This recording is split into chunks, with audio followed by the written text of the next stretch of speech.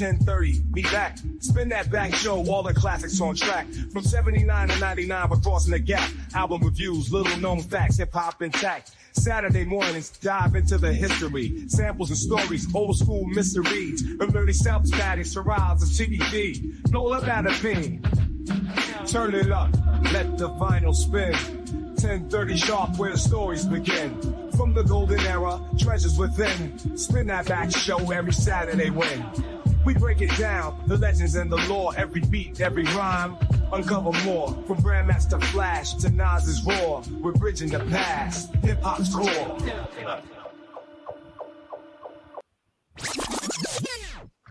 Spin that back. That's what the show is here, and this is where we at. Check it out. What's going on, Mr. Nice Guy? Chilling, brother. Pushing forward. Yes, Let's do this. Represent NWA. Yes, sir. We're talking about NWA today. What they say they was the world's most dangerous group. Yes, sir. So let's just jump on into it. Glad to be back after a couple of weeks. We're finna bring it to you. So yeah, we're gonna talk about NWA. So let's go back to the old school. Where they at? Ooh. Hold on a second. We're not gonna shout out the MC that laid it out for us for the theme. You want to give some props? No. That's my homeboy Allen Iverson. There you go. That's who did that. Yeah, Allen Iverson did that for me. You know what I'm saying? So yeah.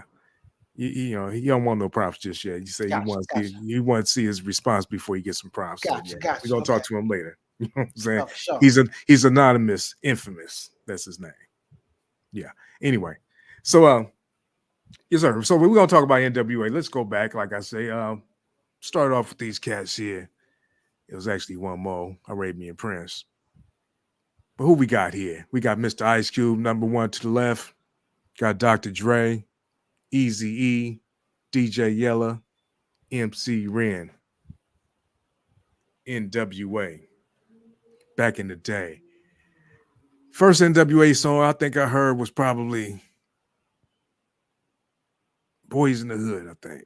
Yeah. That's what I'm going to say. Boys in the Hood was the first song I heard. And it was just Eazy-E, so we knew it as Eazy-E. Because then we heard Dope Man, but that was still Eazy-E. So it was NWA, but it was Eazy-E. Mm-hmm. So Eazy-E was really the first release for them, in a sense. Because you did have, they had that one album, NWA and the Posse. We got that one up here? Let me see. Yeah, NWA and the Posse, right? Yep. Which was put together songs, but like I said, we heard, no, they don't have that tracks on here. Dope Man, Boys in the Hood, Fat Girl, and 8-Ball. Oh yeah, and 8-Ball. Those was the songs. And all those except Fat Girl, really. Fat Girl was like, yeah, whatever. But the rest of those, street songs. When was the first time you heard NWA / Eazy-E? It definitely started with Boys in the Hood. I mean,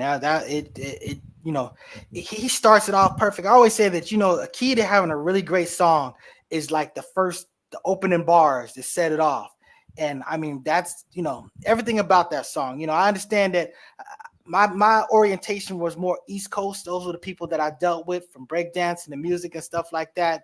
But, that Boys in the Hood and Dope Man, they resonated with me instantly. I remember me and Brick Walls used to debate because he thought that Eazy had a better rapping voice. And I thought Ice Cube had a better rapping voice. And the thing about it, what was dope is that they both had really good rapping voices. As a lot of times these MCs, they spit bars and stuff like that. But some people got really good voices that resonate, like Chuck D. So, you just got to give it, props to that. So, I mean, it resonated. Right. Because Eazy had a unique voice and Cube just had the commanding voice. But yeah, Eazy did have a good voice for it. And the songs was just right. It just sounded right. Everything was just on time. They didn't even call it what y'all know it as gangster rap. It was called reality. It was speaking reality. It was telling you about what's really going on in these streets. So to be real with that, everything that they talked about, they was telling like stories. Like they was writing novels. That's what they were. And that's why Cube was so good at making movies and everything, because he was already doing that with the the songs he was writing, because he wrote 8 Ball and Boys in the Hood, you know, and all that stuff was just exactly what you see going on out there. So, you know. But how old was you when all this came out? Oh, I wouldn't even. I have to do the math. What year was it? 86, 87. That's when I first heard of it. Okay, so 86. Be like 87. By 87 Yeah. for sure. So I was 87. I was about 16 years old, 16, 17. So yeah, you know. So yeah, but yeah, I remember that, you know, DJing and stuff like that. You know, shout out to my brother Marcellus Royal. He was really the person that was relaying all the records. You know, we had K-Day, so if you sit around long enough, you was gonna catch something on your tape. But we was getting a lot of vinyl because he was buying a lot of vinyl. He fell into some money and he was on top of all that stuff. So as a DJ, we was loaded with music and you know, we had that stuff. So you know, shout out to my brother. Right. When did My Melody come out? That was 87, right? Or 86? No Tricks in 86. It's Time to Build. I feel like that was 86. But he could have just been, that rhyme could have been from 86. But you know, no, that's Eric B as president though. Yeah, but that's the flip side. My Melody was on the flip side of that real? song. Yes, okay, yes, so it was so, 86. Okay, so yeah. it was 86. Yeah, that was about Marley Marl and MC Shan produced both of those songs. So yeah, you know. Right. True that. True. Yeah, because they had sampled it. That's why I'm trying to figure it out. I'm like, okay, but they had sampled it right after it came out. Because those days, when you're young, I'm telling you, the months seem like years to you. For me, you know, time was just it was going by slow to me because it was just so much going on. Now it's just, I don't know, it's different. Hey, real quick, my father has a theory about this. He goes like, when you're 10 years old, a year represents like a 10th of your life. So it's a big thing. He says, but when you're 20 years old, a year is only a 20th. So that's why these years, every year seems like it's getting smaller and shorter and quicker. It's just because now it's far less of a percentile of your life. So, you know, that's his take. And I that's probably right. Yeah, man. Where's my spend that back? Where's it? Yeah, there you go, man. That's so real. Yeah, that's the realest thing I ever heard. But yeah. So I was like, had to be about 14, 13, 14, hearing this stuff. And like, man, this was like life-changing. Yeah, 14, 15. Yeah. And you was in that life, so it hit you a little bit different. You know, I grew up around that stuff, but it's a difference between growing up amongst it and growing up in it. You know what I'm saying? Right. So it's a difference. And then we always talk about, you know, we joke about it, but there's a big difference between the West Side and the East Side, you know, so. True. Oh yeah. Especially in those days. Yeah. So those experiences are different. Oh, especially in those days, because exactly what they were saying is exactly what was going on, and even more. It was just crazy because it was like a soundtrack to what was happening. Actually, you know, you got your music. Everybody, you know, got your music. You know, you got your little soundtrack, but then you got a unique soundtrack to what's really going on right now. You know, you play that on the corner. It's like, this is exactly what we doing. It's like, what? Well, not me, but you know what I see. It was like, wow. Anyway, yeah, it was reality rap for real. Yeah. So if you wasn't in it, you can kind of vicariously live through it. But that was some good music though. So all that stuff right there, and then they happened to happen on Eazy-E. They knew Eazy-E was a star. I don't know how they knew it, but he had that voice, and everybody loved it. So he dropped the whole album. Eazy-Duz-It. And if you don't know about Eazy-Duz-It, go get that album. Great album. What you know about Eazy-Duz-It? Yeah, there's some joints on there that I definitely rock with. You know, I remember. Let's see. I was just playing it earlier today because he, you know, one thing I liked about that on the West Coast. Now, get it at 86, 87. I was a really active DJ. You know, former breakdancer at that point, and one thing about the West Coast, we was really about scratching and mixing and all this other stuff. Because, you know, Dr. Dre, he had them swap meet, them Rhodium swap meet mixes and stuff that was circulating around and stuff like that. And you're talking about mega mixes. So in a lot of these songs, you know, they're like, it's just a lot of samples, a lot of scratches, a lot of mixes and stuff like that. Because, you know, that was before they was really getting busted about that. Before, you know, they had to pay for it.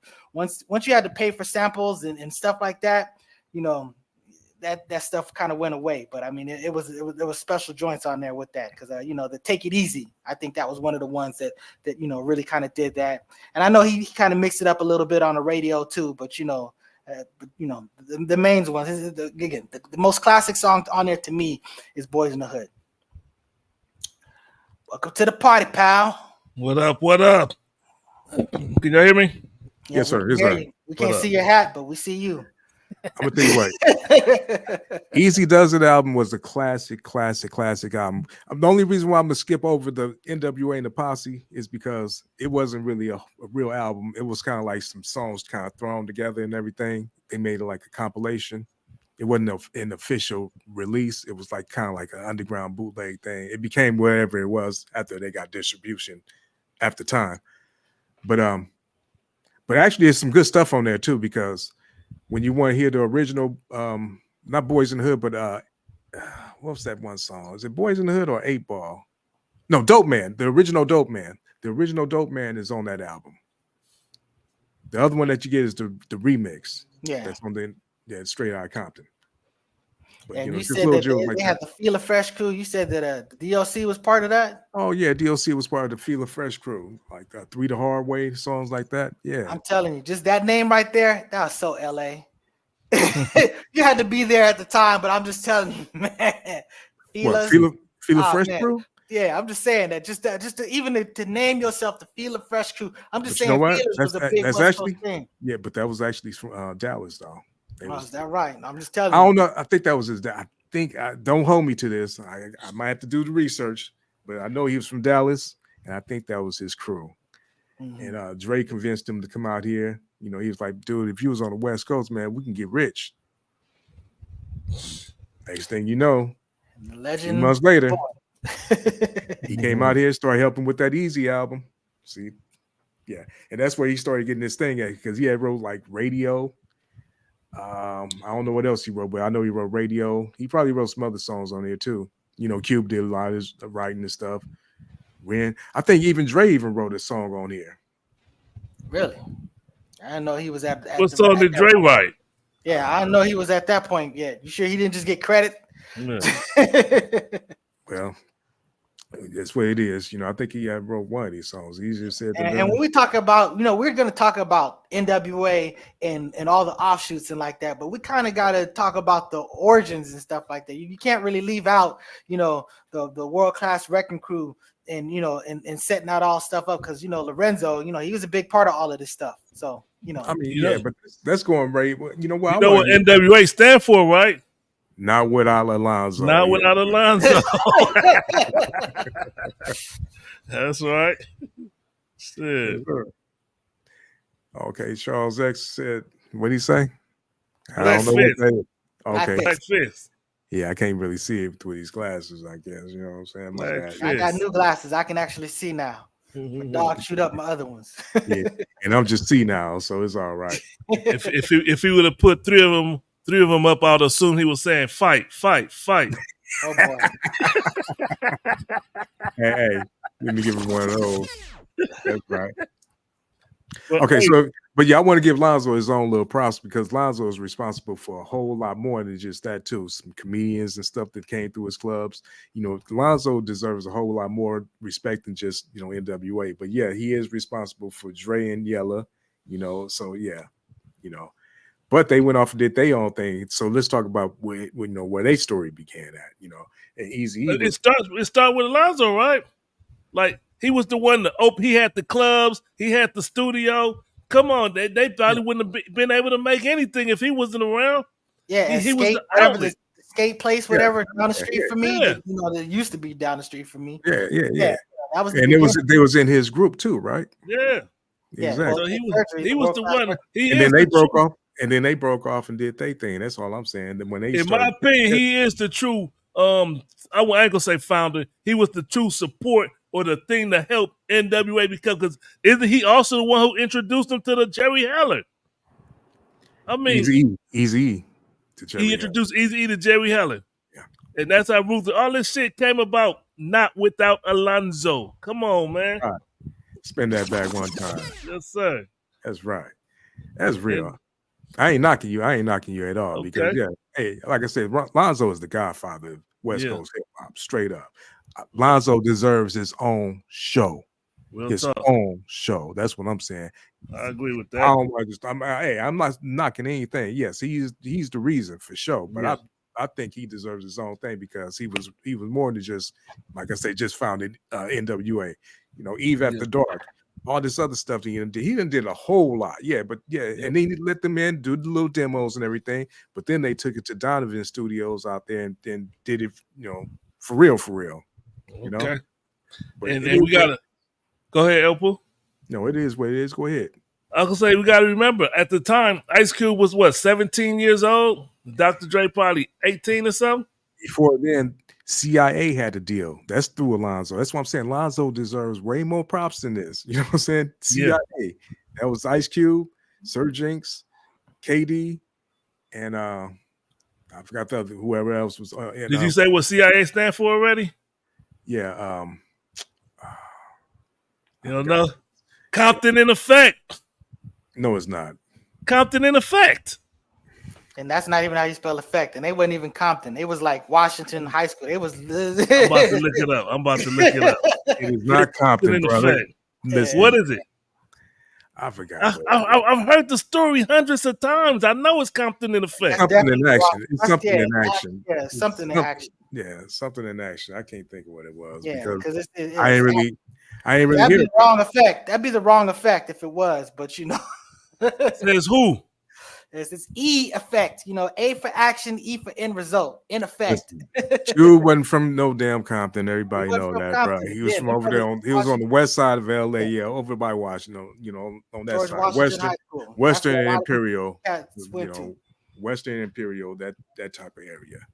So as far, I ain't saying it's far from Compton, but basically, yeah, it's far from. Yeah, it's Compton. pretty far. But so but shout out to those are the beginnings of the NWA. So to me, that was the backdrop to frame it. But we can talk about the fact that these cats got together and formed, what do you call it? What they were saying, the world's most dangerous group. Yeah, and I'm saying, what I'm saying is, Eazy album was great. Started off with in fact, let me find where I was. Yeah, I probably should have pulled it up because I know specifically what I'm talking about because I was thinking of Take It Easy, but I think it was Easy Does It, so there was a few songs, but I mean, again, I love the fact that they incorporate the DJing and the mixing. What was you about to say, Floyd X? I want to make a correction. I looked it up. It's not Compton in Effect. Y'all are absolutely right. The name of the CIA is I just had it right here. Where the hell I put it? Is Criminals in Action. Thank you. There you go. That's what was so wrong. He was feeling good about it too. Y'all didn't know Compton in Effect. Like, first of all, that's wrong on so many levels. But yeah. All right, so yeah, Criminals in Effect. Eazy's first album, Easy Dozen. Great album. It started off with the Prelude, Still Talking, which is a great song. Which started off with DOC and Ice Cube talking crazy like they old men and everything. Great song. Nobody Move, Nobody Get Hurt. Ruthless Villain, which was MC Ren by itself. Well, actually, Eazy doing the little hook. That's all. Too Hard Mother. And I think that's Dre and Ren actually. I don't know. Anyway, I forgot what that is. Boys in the Hood remix is on here. Easy Does It, great song. We Want Easy, great song. Easier Said Than Done, great song. Radio, great song. No More Questions, great song. I'm gonna break it down, great song. Easy Chapter 8, verse 10. That's a prelude or what do you call it? The ending. Yeah, he's just talking. Just talking crazy on that. Epilogue. Whatever the hell it is, that's what it was. But it was a great album, though. It's recommended. It's a very good album. That was the start of the NWA franchise right there. Well, not really the start, because you got to go on to say, before even NWA, you had Ruthless Records going, and then you had JJ Fad, which actually sold and went platinum, I think, actually, and got nominated. Finance a lot of this stuff. That JJ Fad was a big factor of the money that they had to do the stuff that they needed to do. So they were a critical component of this whole movement. So shout out to JJ Fad. Yeah, JJ Fad was underrated, but they was super big with, you know, the whole thing. And then that Easy Does It album did go platinum. It got them on the road and everything. And then came Straight Outta Compton. Now look how many people on here. 1, 2, 3, 4, 5, 6. You got 6 because that dude right there on the left, right above the little parental advisory sticker, and right next to MC Ren, Arabian Prince. Yeah, it was another member. Didn't get no shine in the movie. Did they mention him in the movie? I don't know, but I mean, again, this is one of those foundational behind the scene, persons that didn't get necessarily the credit as the other. He's the person that you don't necessarily identify. The people don't know about that type of stuff. But I mean, he was that dude, and he did a lot of stuff. His legacy, expands beyond just this. Got a lot of pictures. I think you're right there, though. Yeah, he in this picture right here, though. But yeah, it was a whole lot of cats involved in NWA, especially that NWA and the Posse. When you see this picture here, see, it was a whole lot of other people. I can't even name you all these people that was in there, but some people's up in here now. But yeah, so the iconic Straight Outta Compton. I swear this is an iconic album. What did you think about this album when you first heard it? I thought it was a dope album. It's very clean. I definitely love the samples. That's the thing about it. Like Boys in the Hood and Dope Man, they were kind of straightforward, just playing whatever, but just banging. But this is sort of like more of the kind of the hip hop that I was really into. So this was definitely my lane, music wise, not necessarily topic wise. But again, like I said, I grew up around this stuff, so I related to it after a fashion. It's just like when Ice-T says in that song, like a pit bull locking on the Doberman's neck.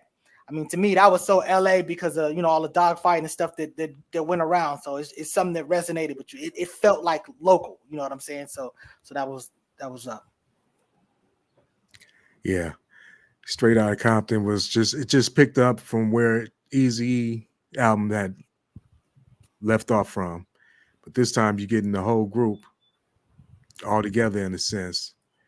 And they started it off with the first song, Straight Outta Compton.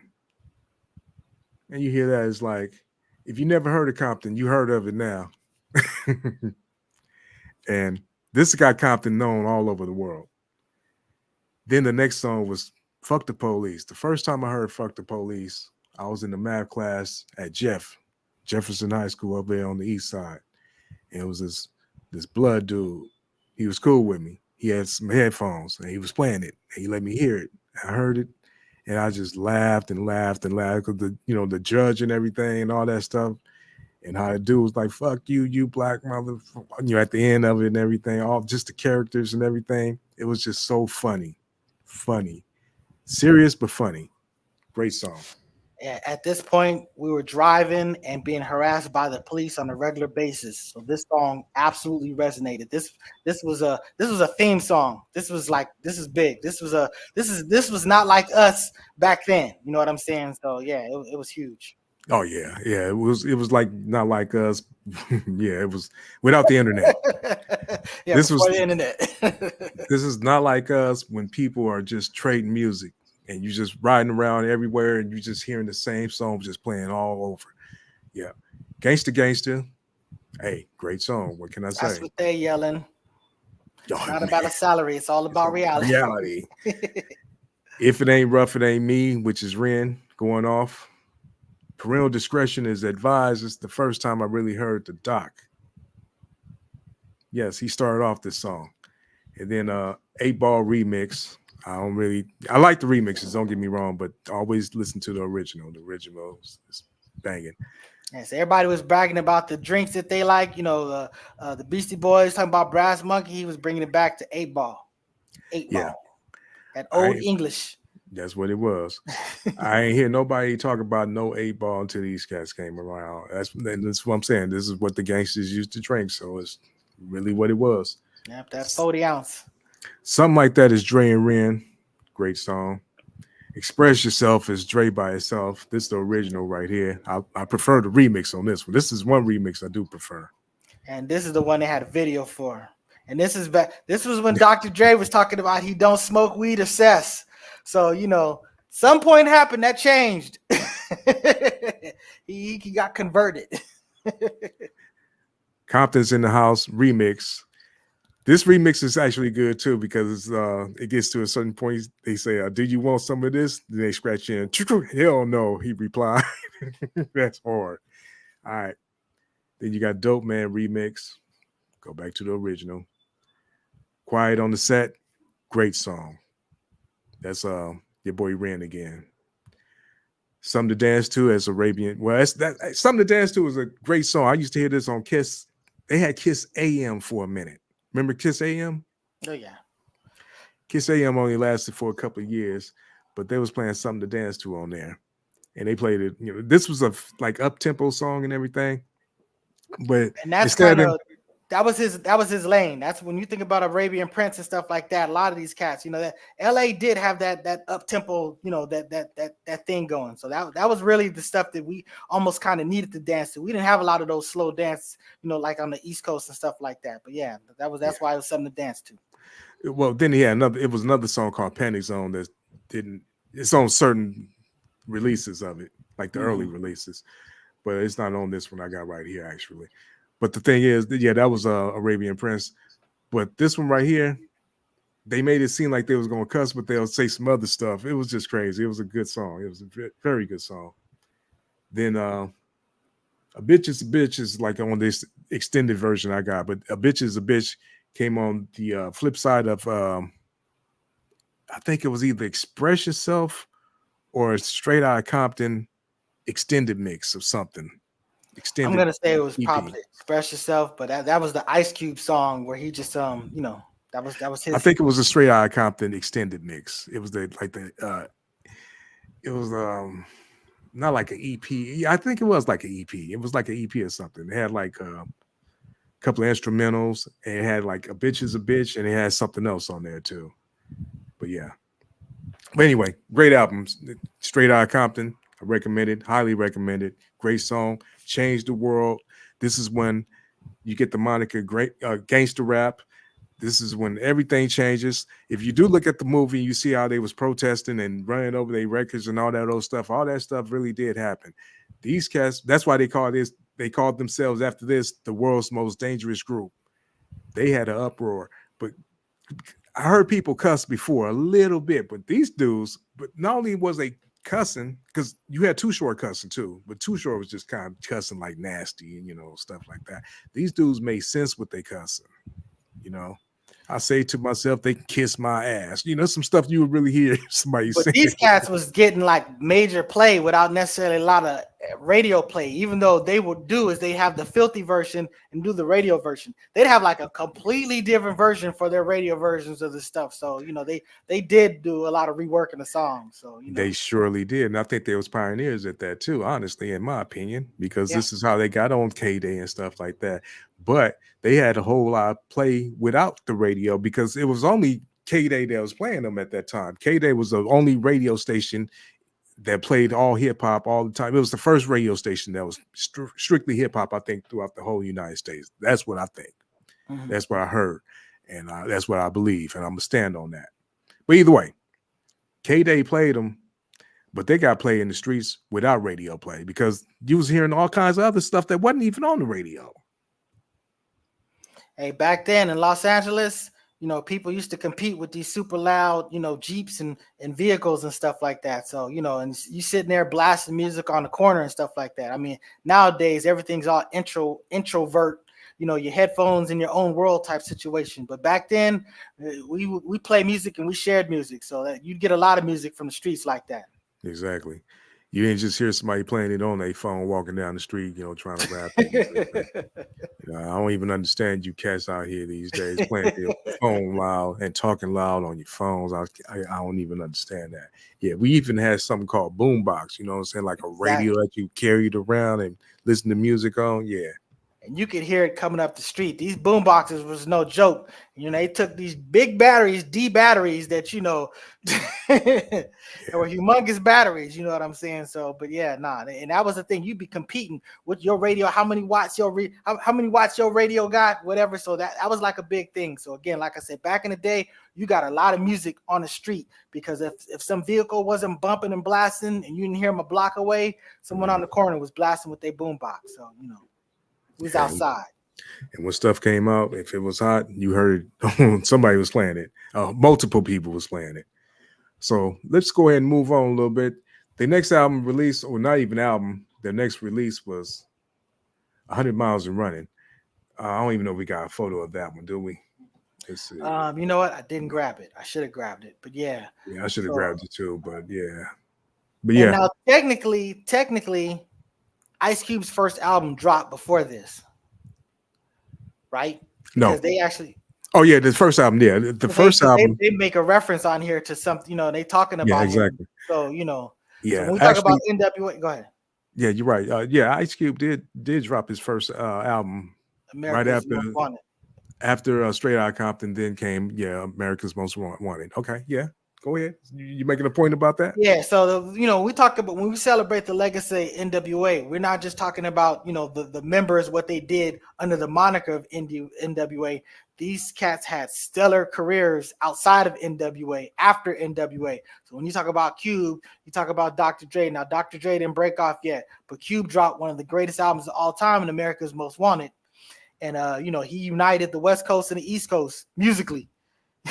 With that. So, he did some big things, but he didn't call out NWA, even though he had some beef with Jerry Heller and all that other stuff. He didn't disrespect him. But we're about to talk about something that happened on this 100 Miles and Running EP. Okay. What happened?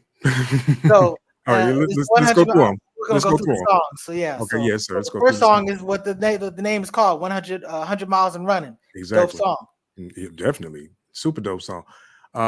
Okay, then number 2 was Just Don't Buy It. That's just a nasty song Ren had. Go listen to it. It's a great song because the beat is dope, just super dope. Yeah, it's nasty, but it's just, man. Yeah, it's crazy production. Then Surprise Part 2, which really is just Fuck the Police Part 2. Mm-hmm. Real Niggas. That's what you're talking about right there, right? And this is the song where, first MC Ren fires off a shot, 4-1 or something like that. But then Dr. Dre says, we started off with too much cargo, but then something about Benedict Arnold. So I'm glad we got rid of Big Benedict Arnold, something like that. So and that was a shot fired right there. So and that's what set it off. Like literally, as I'm sitting there playing that album, playing that song, as I'm sort of like reminiscing and preparing for the show, I immediately had to dip over there to No Vaseline, which is arguably the greatest diss song of all time, where he just destroyed these cats for being disrespectful. So that little joke, that little quip, they got bodied. Actually, I'm gonna tell you the truth. That song right there started off just dissing.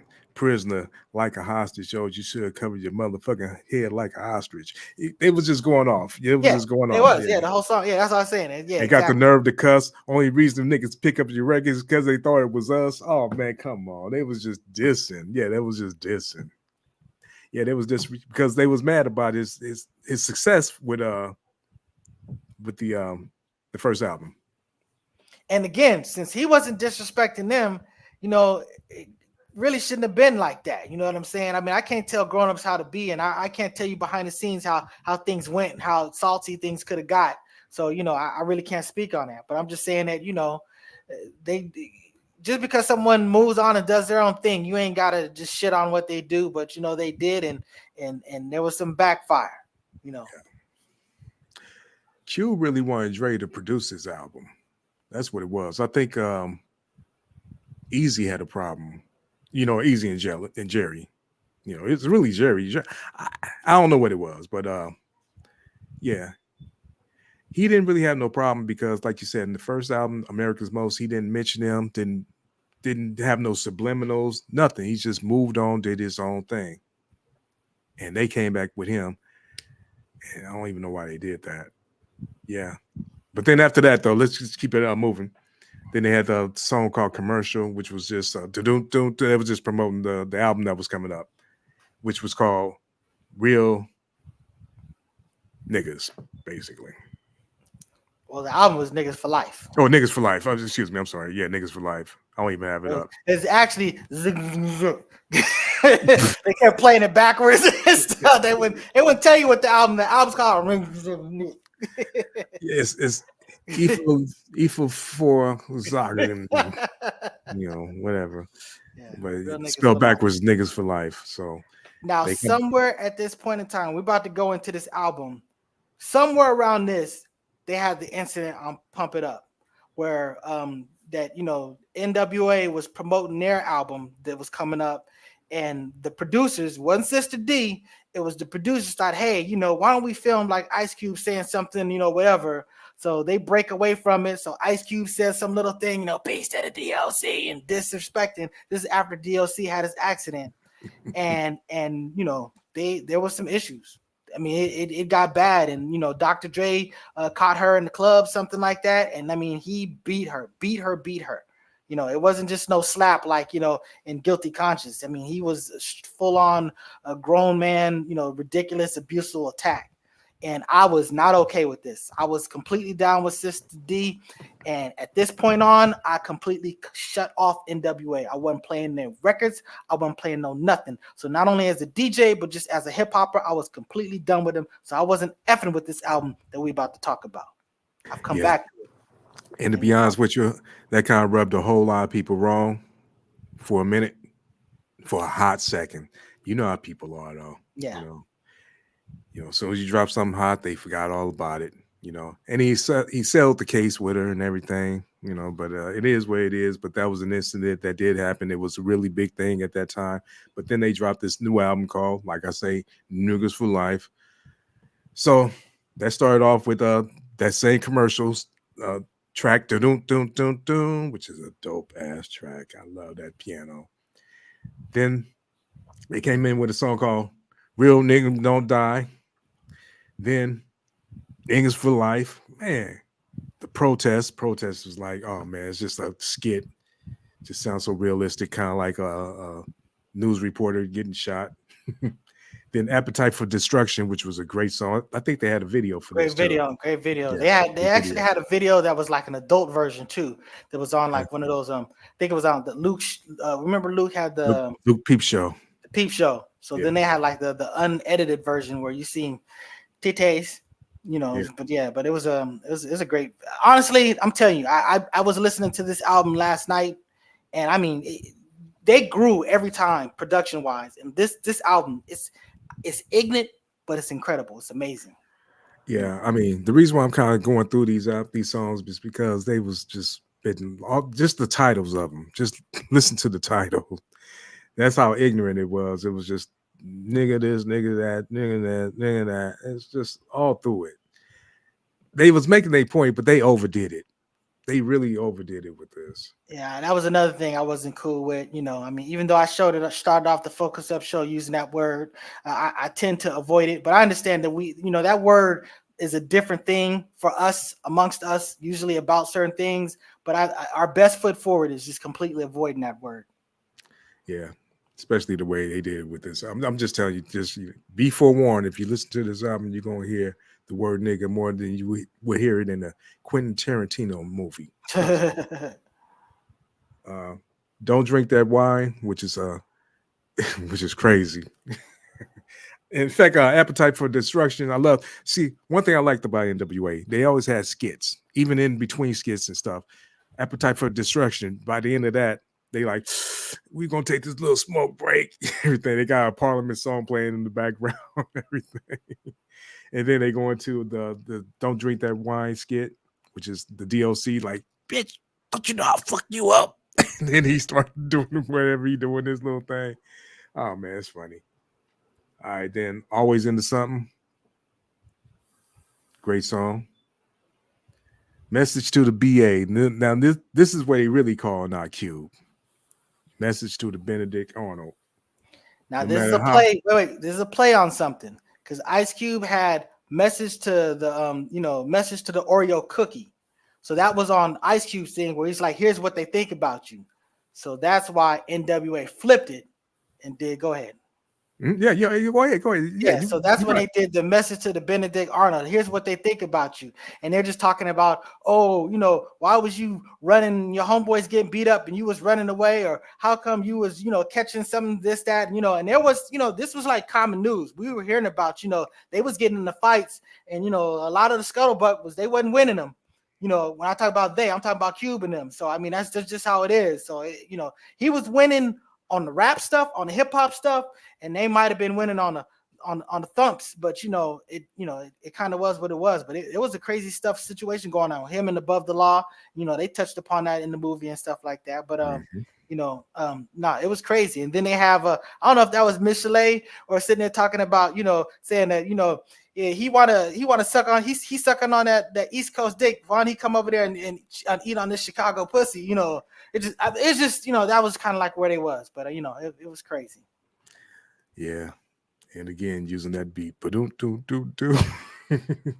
And I gotta tell you, since we brought it up, let's talk about that. He couldn't get Dre as a producer, and Dre is a great producer. But I mean, the Bomb Squad. This was the Bomb Squad at the height of the Bomb Squad being what they was. This is a phenomenal production. Those first two albums are just amazing, and you can tell how they influenced Jinx afterward because he was a part of all of that stuff. And it just so shout out to the Bomb Squad. The Shockley brothers and all the components of that. So they were doing it. Spin that back one time, because that's 100% truth. Yes, sir. Yeah, because Jinx got the best of both worlds because he's actually Dre's cousin too. So he got the Dre and he got that East Coast.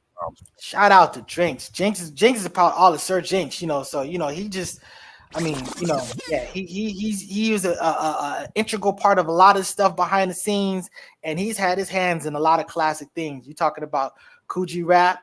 You're talking about Exhibit. I remember thinking Exhibit was kind of like, oh, he's a solid rapper. He's a good rapper from Liquidation. Then he produced that one album. And I was like, whoa, Exhibit just kind of distanced himself from the rest of the crew. So, I mean, it's just, a shout out to Sir Jinx. Yeah. Sir Jinx, man, we can do a whole show on him as far as I'm concerned. He used to be my favorite around this time. He was not this time, but around that time, what you talking about right there, yeah. He was like my favorite producer because I loved him. You know what I'm saying? The G-Rap stuff and everything. He was my producer. Anyway, so then you go into then they put Real Niggas on here again. Man, that's why I call it Real Niggas. Then they got the Most Ignorant song or songs sequence in here. To Kill a Hooker. Ignorant. That's just a skit, but it's just weird. It's just it didn't even make sense. One Less Bitch, and that don't make sense. You know what I'm saying? Because they just wrong for that. Yeah, they really dug into ignorance, and I mean, there was freedom of speech or whatever, and they were getting it. I mean, this is you talk about when they was talking about burning stuff and protesting stuff and hating on rap. This is like the key type of stuff they wanted to get rid of and fight. So Yeah, they was really pushing the boundaries with this, and was like, and then it's kind of like where it is now with the ignorance, because this was actually foolishness and ignorance, and they knew they was kind of pushing the boundaries on this. They kind of even, we'll talk about that in a minute, but they kind of changed their tone after this in a sense. You know what I'm saying? Dre still was talking like that gangster stuff, but it was a little different. You know what I'm saying? Mm-hmm. It wasn't really exactly like this, because this was kind of like going a little too far with it. Like I said, it was the combination of that and D Barnes. I couldn't mess with this. Yeah, Phonics were dope. I could respect I always respect an artist for creating something that's great, and I don't bind the art to the artist, but as far as supporting it, that's a whole nother thing. Yeah, but just listen to I'm not going to even go through some of the scenarios they was talking about, but this is what I'm saying. This is how we knew to separate these dudes as artists. And not saying that, and not take them literally, because they was talking some wild stuff. It's like, man, I couldn't even get into some of that stuff. Never do it now. This album could never happen now with everything going on. Just but a lot of stuff that came after this, not from them, from other people, was pushing the boundaries even further. You know what I'm saying? This is what I'm talking about. You know, it started getting out of control because of this type of stuff, in my opinion. You know, like I said, you go listen to the album yourself and you tell me what you think. Find them, welcome, and flee. Automobile was a little comedy song, but Singing, all singing. yeah, it's from a Parliament song called Automobile. You know, My Automobile, I think it's called. So Eazy-E singing. Who's the other person singing? Do you know? I don't know. I'm just saying that, to me, I'm thinking like, is it one of the rappers? I'd be shocked if they're like, no, that's Dr. Dre. So I'm just like, who is the other dude? Because he's like really trying to sing. Like Eazy-E is kind of comically singing, but the other dude, he's almost like Biz Markie and Just a Friend. You know what I'm saying? He's laying down for it. You know what I'm saying? Yeah. Or laying out for it. You know what I'm saying? So yeah.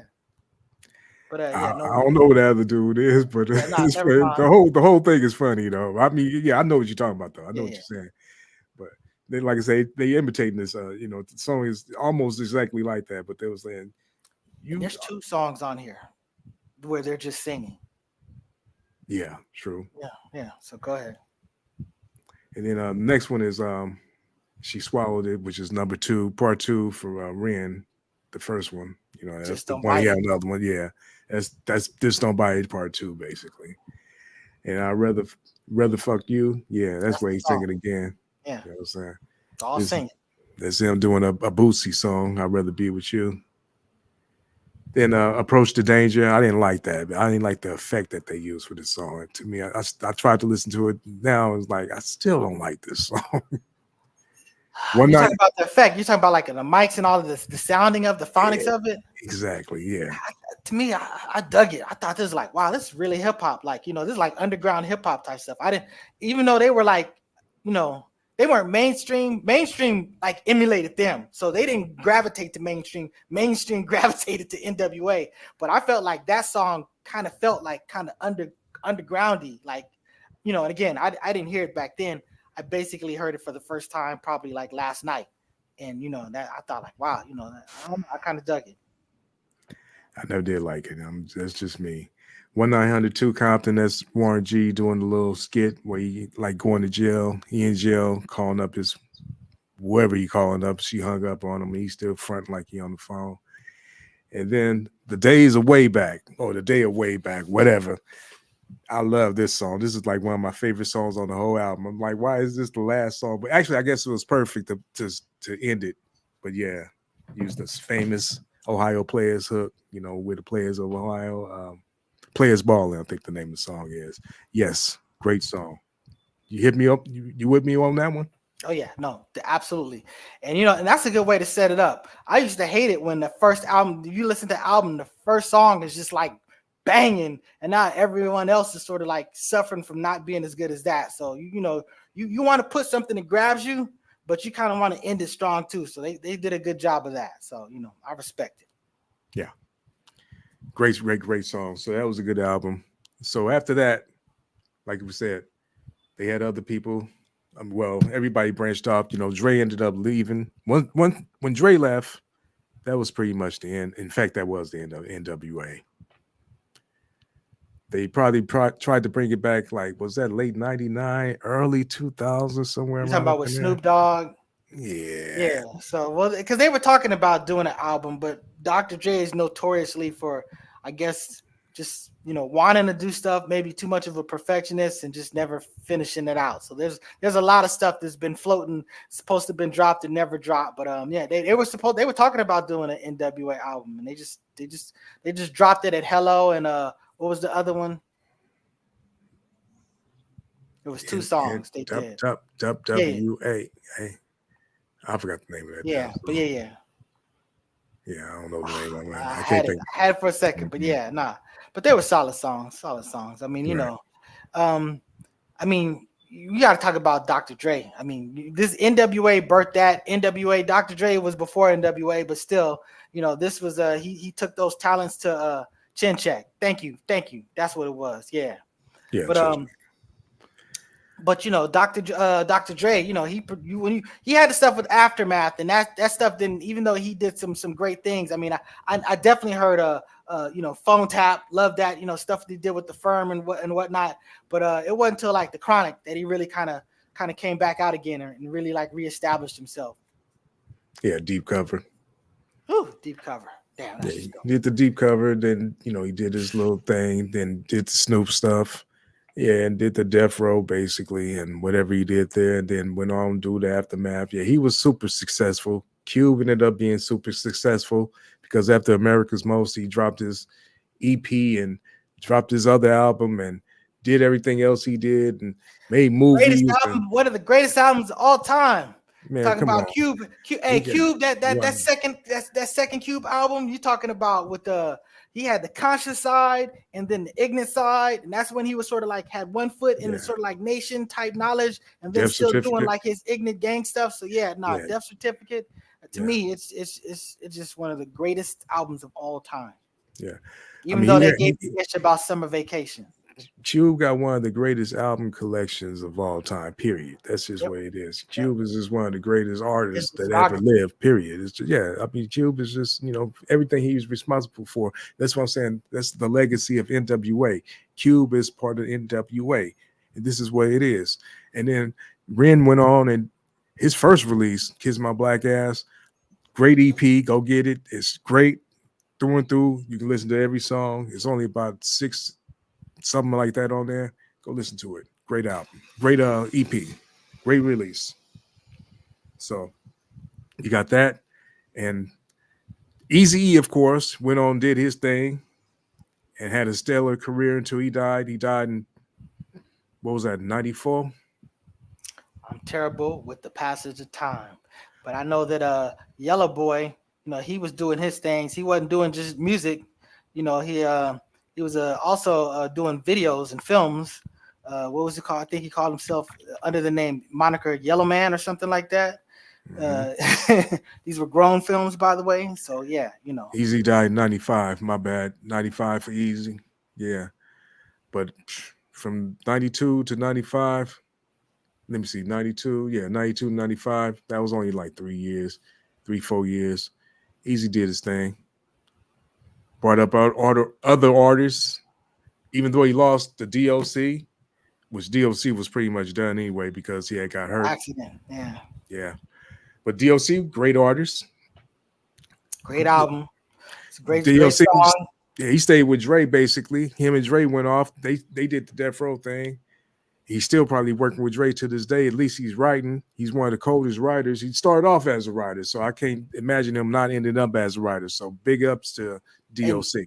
And he's supposed to be doing the album. He's going to be using that AI technology to basically, do his voice. Well, shout out to the DOC for that too. Spend that back one time for him. That's what I'm talking about. If that makes you happy, DOC, make it happen.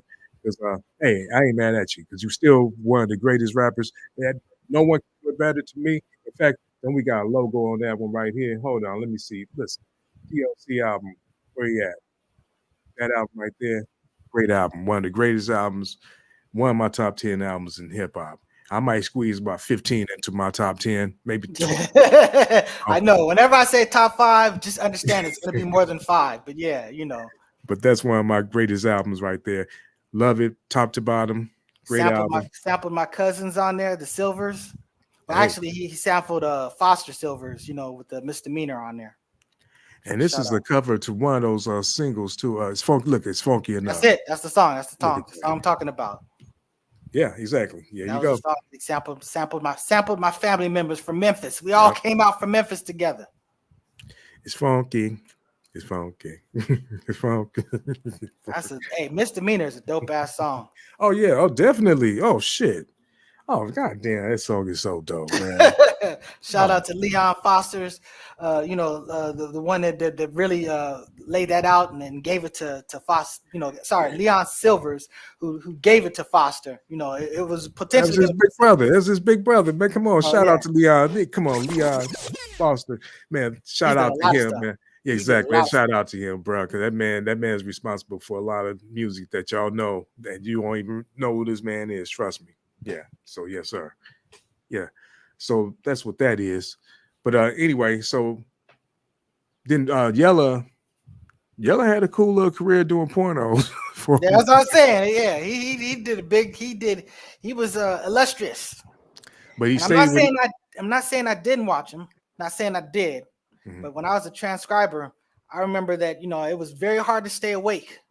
And there might have been certain, I may have had a bootleg device that played a lot of stuff for free. And I didn't have to drink coffee. I could just kind of like maybe watch this and work and type and transcribe and do all that stuff. So, you know, it was a utensil. Hey, one thing I can say about Yella, he stayed with Easy all the way. You know what I'm saying? Till he ended. All the way. You know what I'm saying? Real So it's fell my off. thing. Shout out to that man right there. He was instrumental with Bone coming up and getting big, you know. So Easy stayed doing what he did. You know, he was a record executive, but he still made music. He was good at that. You know what I'm saying? In fact, he was like besides Luke, he was but he was a little different than Luke because he actually was trying to rap.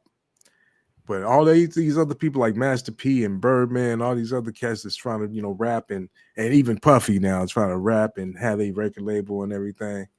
Man, Eazy-E was the father of that, in my opinion. I don't know anybody. I mean, it might have been somebody else, but just on that type of level, to me, This is a great last comment by Brother Charles X. I mean, this is when the West Coast took over the game. You know, the West Coast took over rap because of NWA, because of Dr. Dre and stuff like that. You know, ultimately the South took it over. You know, the East started it. West, you know, the Midwest had a little moment with it. You know, the West Coast had a nice little moment with it. The South has just dominated for a very long time. It's just kind of what it is. True. And you're right, Charles X. Yeah, the West Coast did take over. Yeah, no, it changed it. That was when, and it's like you had like what, again, like I said, if I say that NWA is mainstream, that's not a knock on NWA. I'm saying that the mainstream aligned itself up with NWA. But then you had the West Coast underground movement, which you had like, you know, King T, and you're talking about, you know, Liquidation and his whole following. So you're talking about the Alcoholics, you're talking about, you know, Loot Pack, you're talking about Exhibit, you're talking about Dilated Peoples, you're talking about the barbershop MCs. I can go on. We're gonna do a show. We're gonna do a Liquid show. You know what I'm saying? So, you know, and Born Law definitely had those Liquid connections. But yo, I'm just saying that was a great time for the West Coast. You know, you're talking about Ice-T, King T, and NWA. So, you know, that was big. Yeah, but you're right though. I mean, look, this is when the West Coast, even with all that too, the West Coast was the foundation and fundamental at this time. We was just it, you know, and it did start with NWA. NWA did not shoot to be commercial or even accepted. They were shooting to be loved in the neighborhood. You know what I'm saying? That type of stuff. So when they got big and everything, it just caught on and people just gravitated towards it because it was really real stuff. Like I said, this was actually movies on vinyl, on tapes, stuff that you can listen to. You know what I'm saying? It was the Audible of the day. Hey, when you talk about strawberry as a girl, does something for crack, you know, that was just a common term. So they was using all type of terminology that was just regular terminology for us. You know, East Coast has their own little special terms, and we got to learn that stuff. But, you know, all of the stuff they were talking about, you know, them was just our usual words and stuff, you know. So it was definitely something. And when you say I couldn't stop you from getting ganked, then he said on one of them, gank means getting took for your bank or your gold or your money or something. You know, he tells you what it is. You know what I'm saying? He explains it. So, you know, he's a reporter. Exactly. Hey, and if you're gonna Google, I would definitely advise looking up Dr. Dre Rhodium, ROADI, whatever swap meet those mixes, and I'm just telling you, and I'm just telling you, those mixes they were master mixes. So there was many songs in like a very short amount of time, and I mean it's a great way to spin that back to our era. Yes, sir. And Dr. Dre, don't get it wrong. You cannot give him enough respect to say he was one of the greatest DJs on the West Coast.